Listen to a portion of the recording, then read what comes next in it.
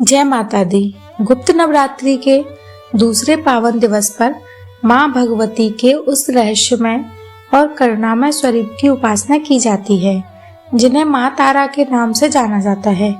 यह वही काल है जब साधक बाह्य आबंडरों से हटकर अंतर्मन की यात्रा करता है और देवी शक्ति के तांत्रिक और सात्विक दोनों ही रूपों का अनुभव करता है।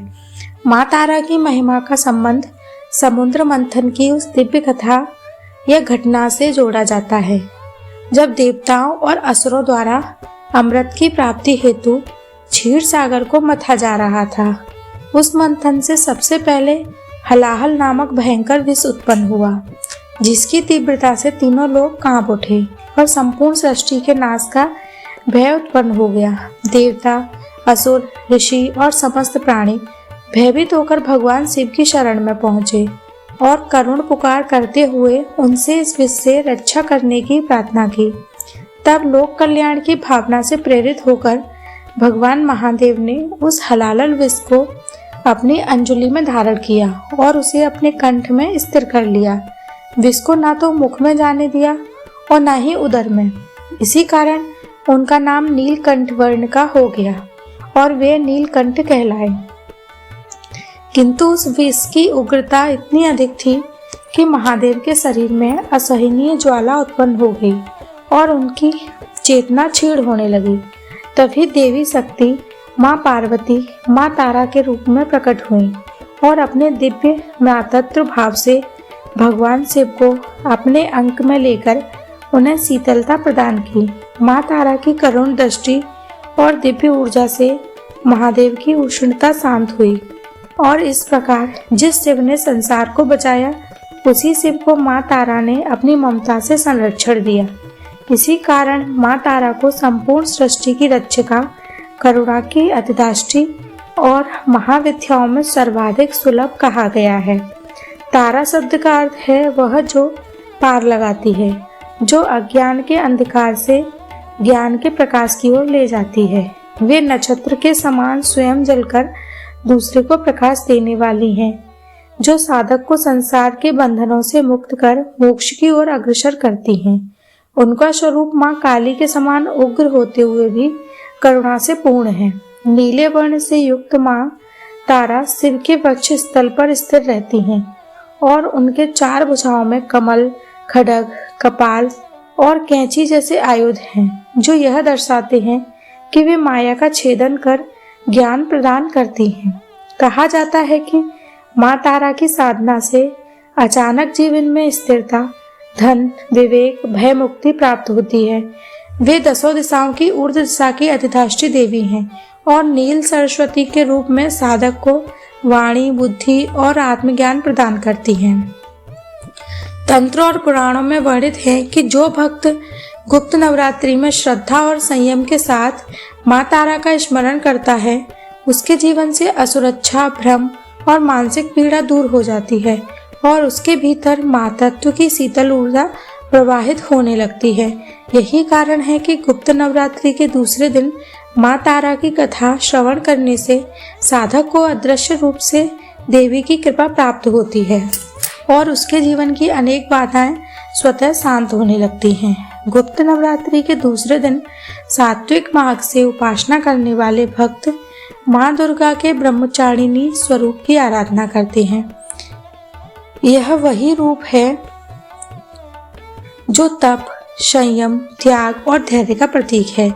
जब माता सती ने योगाग्नि में स्वयं को समर्पित किया और पुनः हिमालय राज के यहाँ पार्वती के रूप में जन्म लिया, तब नारद जी के उपदेश से उन्होंने भगवान शिव को पति के रूप में प्राप्त करने हेतु अत्यंत कठोर तप आरंभ किया। वे गंगोत्री के समीप भृंगी तीर्थ में वर्षों तक साधना में लीन रहीं। पहले केवल फल, कंद, मूल का सेवन किया, फिर सूखी पत्तियां और अंततः पूर्ण निराहार रहकर उन्होंने सहस्त्रों वर्षों तक तप किया।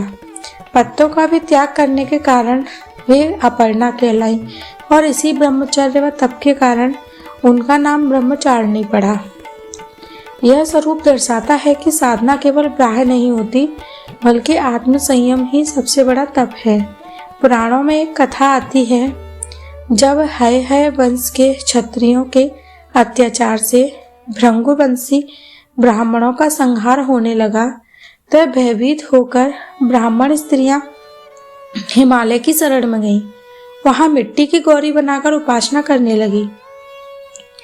देवी ने स्वप्न में दर्शन देकर कहा कि एक दिव्य बालक उत्पन्न होगा जो वंश की रक्षा करेगा। उसी कृपा से एक ब्राह्मणी की जांघ से एक तेजस्वी बालक प्रकट हुआ, जिससे अपने तेज मात्र से अत्याचारी क्षत्रियों की दृष्टि हर ली। जब वे पश्चाताप कर शरण में आए तो उस दिव्य बालक ने उन्हें क्षमा कर पुनः नेत्र ज्योति प्रदान की। यह बालक देवी ब्रह्मचारिणी की तपस्या और करुणा का ही प्रतिफल था।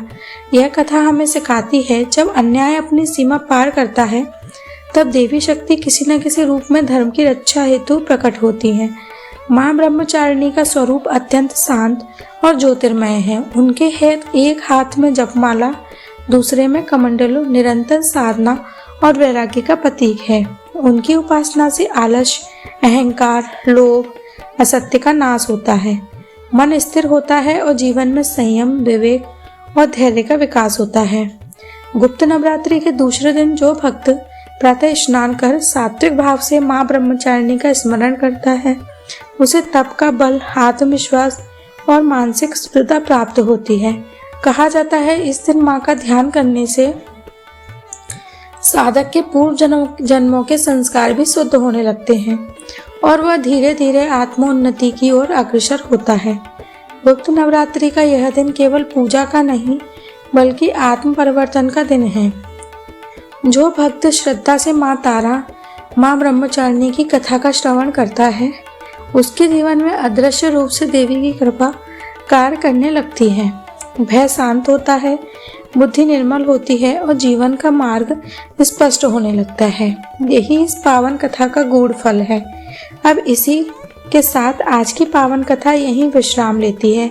यदि इस गुप्त नवरात्रि के दूसरे दिन माँ तारा और माँ ब्रह्मचारिणी की यह दिव्य कथा आपके हृदय को स्पर्श कर गई हो, तो इसे देवी माँ का आशीर्वाद मानकर अपने अंतर्मन में धारण कीजिए। जो भी भक्त श्रद्धा, संयम और विश्वास के साथ देवी कथा का श्रवण करता है, माँ भगवती उसकी प्रत्येक बाधा को स्वयं दूर करती है और उसके जीवन को शांति, विवेक और साधना के प्रकाश से भर देती है। यदि आप भी देवी दुर्गा की पौराणिक कथाएं, व्रत विधान, गुप्त साधना से जुड़ी महिमा और धर्ममय ज्ञान निरंतर प्राप्त करना चाहते हो, तो अभी कर्मा कुटीर चैनल को सब्सक्राइब करें और इस दिव्य परिवार का हिस्सा बने।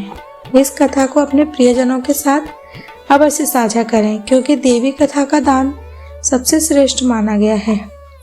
अगली कथा में फिर मिलेंगे माता रानी की एक और अलौकिक लीला के साथ। तब तक माँ भगवती आप सभी पर अपनी कृपा बनाए रखे। जय माँ तारा, जय माँ ब्रह्मचारिणी।